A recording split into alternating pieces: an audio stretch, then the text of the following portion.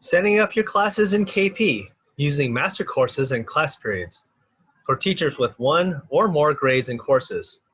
First, you'll need to know the number of courses you have, the number of periods you have, and we need to properly name them. So let's go ahead and see how this is done. So this is a blank teacher account. We have a master course and we have nothing over here on the right. And we have the programs that we are able to use. So the first thing I need to determine is how many courses or grades I have. So let's pretend I have a 3-grade load. So I'm teaching 3 different grades. So the first one, I'm going to name it, I'm going to call this one Culinary 1 Freshman, just in case. You know, you can call it whatever you want. This one I'll call it Culinary 2. And then the last one, I'll call this one Culinary 3 Advanced Seniors. So that way I've created 3 different levels of courses which I'll be using with the students. The next thing I'll do is I'll come over here and select content for each grade. So after you've selected the content, you go ahead and save. And if you have more than one content area, you could go ahead and mix and match. So let's say I want to add advertising and promotion from my marketing course material, and I want to add hygiene and handling and the test from that.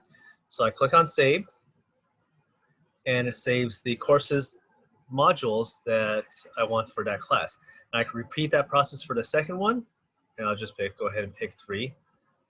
And then for the third one. Once I'm done setting up the different grades, then I come over here and I set up the class periods. So let's pretend that I am teaching 4 culinary 1s. So I click on new term, I type the number 4, and I hit submit. And what it does is it creates 4 class periods over here on the right. And these periods are different than the master course, which will later be used to edit the course material and rearrange it, which will be covered in a different lesson.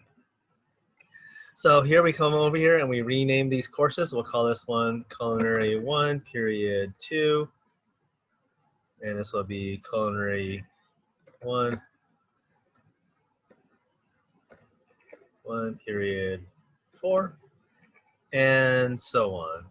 Culinary 1, period 6.